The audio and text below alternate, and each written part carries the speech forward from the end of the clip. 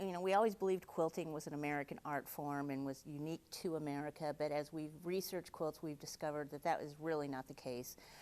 Quilting has traditions deep in Europe, China, Japan, all over the world, and this is one of our really exceptional pieces. This is English, probably made in the early 1700s, and likely would have been made just to decorate the foot of a bed, probably a marriage quilt, perhaps. What's really fascinating about these early pieces is the quilting, which is what we call false or flat quilting, which makes it look like an actual machine stitch.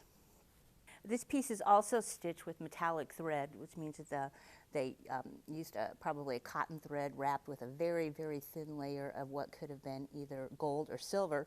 It's likely tarnished, so we can't be sure which of those two it would have been.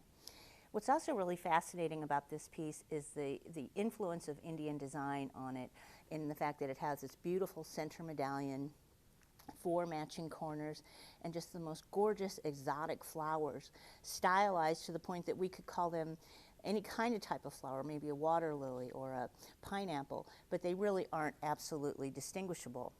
It also has some really amazing embroidery stitches used on it.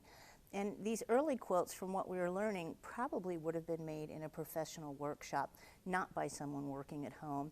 And they definitely would have been made for the elite, someone who, I always like to imagine living in a chateau somewhere where this quilt would have just absolutely glittered under candlelight and would have been one of their prized possessions.